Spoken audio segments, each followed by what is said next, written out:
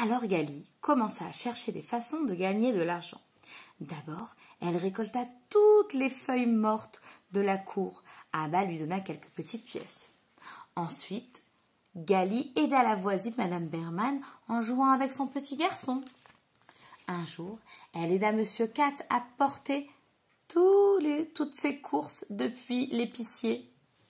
Et elle aida même à ranger toute la chambre de son petit frère Hillel. À chaque fois qu'elle faisait un travail, Gali recevait un petit peu d'argent.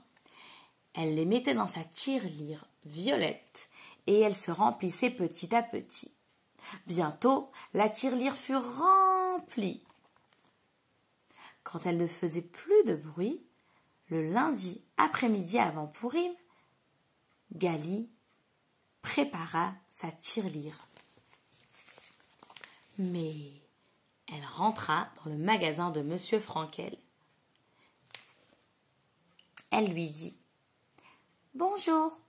Monsieur Frankel lui demanda « Comment je peux t'aider ?» Gali avait dans la poche sa tirelire violette qui était devenue si lourde. Au lieu de répondre, Gali était timide.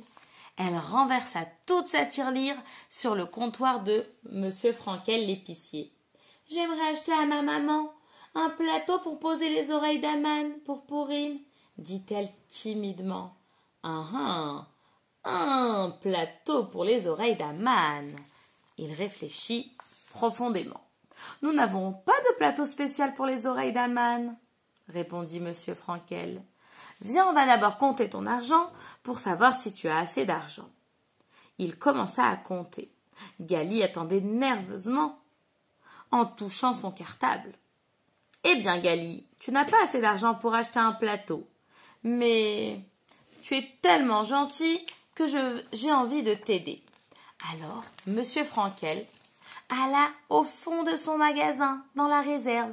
Il monta sur une échelle et sortit quelque chose, un grand plateau en porcelaine blanc.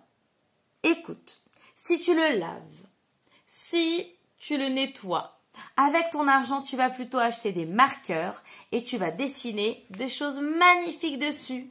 Et comme ça, ta maman aura un plateau que personne dans le monde n'a, un plateau que tu auras, toi, décoré. N'oublie pas la monnaie, tu pourras l'utiliser pour donner matanot l'avionim le jour de Pourim, donner la tzedaka pour les pauvres. Gali remercia Monsieur Frankel et partit du magasin avec les feutres marqueurs et le plateau enrobé dans un papier marron.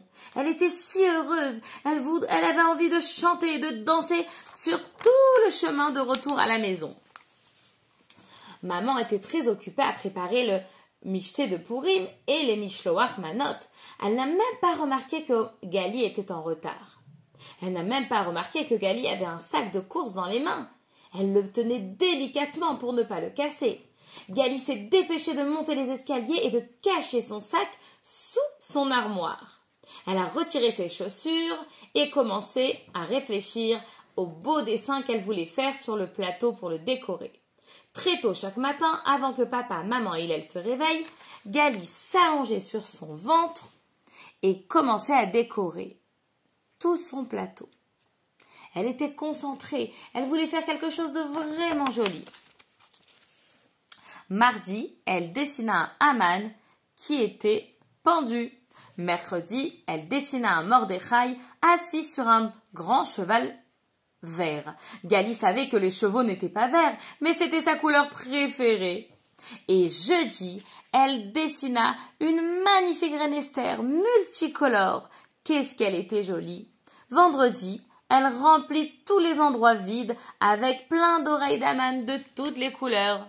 Des grands, des petits, de la confiture au chocolat. Le plateau était magnifique. Gali était impatiente de voir le visage de maman quand elle allait ouvrir le paquet. Elle était impatiente de voir plein d'oreilles d'Aman posées sur ce plateau. Elle comptait les minutes afin de pouvoir lui donner son cadeau. Enfin, c'est arrivé. Le jour de Pourim est arrivé. Tout le monde est revenu de la lecture de la Megillah. Gali a couru dans les escaliers, a sorti le paquet de sous son armoire et l'a tendu En le prenant contre elle, elle est descendue dans la cuisine. Quand elle est arrivée chez maman, elle s'est soudain sentie très très timide. Elle lui a juste tendu le cadeau et a murmuré « Joyeux Pourim à la meilleure maman du monde entier ». Le visage de maman s'est éclairé de joie. Elle a pris dans ses mains une serviette, s'est essuyée et a donné à Gali un grand câlin et un bisou. « Merci Gali !»« Oh, quel bonheur de recevoir un cadeau ! Qu'est-ce que ça peut être ?» Hillel et papa regardaient tandis que maman ouvrait le cadeau de Gali. Gali était si excitée qu'elle n'arrivait plus à respirer. Et maman déchirait délicatement le papier marron. « Waouh, mais c'est magnifique, Gali! Quelle bonne idée, un plateau pour les oreilles d'Aman! Et puis, tes dessins l'ont rendu spécial. Personne d'autre dans le monde entier n'a un plateau qui est comme le mien. Je vais le remplir tout de suite. » Et maman remplit le plateau avec plein d'oreilles d'Aman et le posa sur la table de la cuisine. Juste à ce moment, la cloche sonna et tous les cousins rentrèrent pour donner les Mishloach Manot. En chantant, en dansant, tous déguisés, ils allèrent dans la cuisine. Sans faire exprès, ils posèrent des Mishloach Manot sur la table et personne ne fit attention avec l'excitation que le plateau de maman était près du bord. Tout d'un coup, il explosa, tomba par terre et se brisa en 1000 morceaux. Boum badaboum! Oh là là! Le plateau de Gali était tombé par terre. Il était en 1000 morceaux. Tout le monde retenait sa respiration et regardait Gali et maman, qui regardaient le plateau tout cassé, avec des pièces vertes, rouges, jaunes. Gali déglutit et ensuite arrivèrent les larmes. Des grosses larmes chaudes remplirent ses yeux et coulèrent sur ses joues. Elle était tellement déçue que son beau plateau, avec lequel elle avait tellement travaillé, était cassé. « Gali, quel terrible accident !» dit maman, alors qu'elle ramassait les pièces. Elle mit ses mains autour de Gali et lui fit un grand câlin. « Ma chérie, je sais que tu dois avoir le cœur brisé, mais tu dois...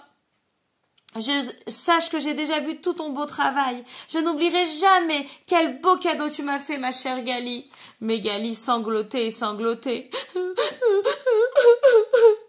Maman la prit dans ses bras et la serra. « Gali, dit-elle,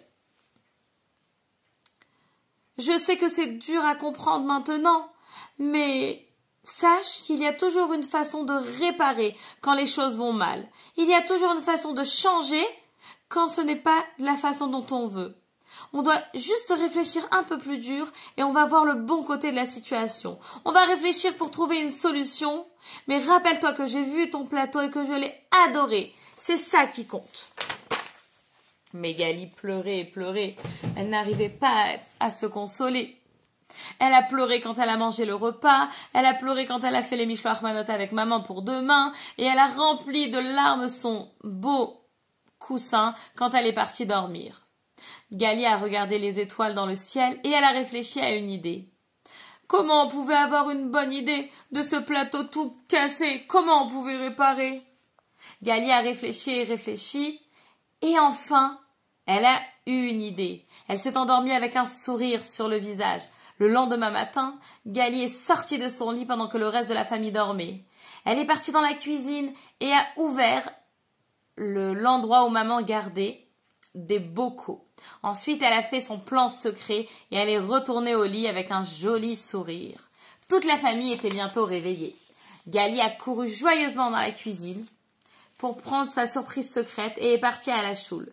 Juste avant d'écouter la Megillah, Gali s'est tournée vers sa maman et lui a dit « Maman, tu avais raison, j'ai trouvé une nouvelle façon jolie de sauver mon cadeau de Pourim. J'ai juste dû le changer un petit peu. » Gali avait ramassé toutes les pièces cassées et les avait mis dans un grand bocal. Et maintenant, ça faisait une crécelle qui faisait du bruit. Gring, gring. Oh là là, qu'est-ce qu'elle était belle, cette crécelle, avec toutes les belles couleurs du morceau de Gali.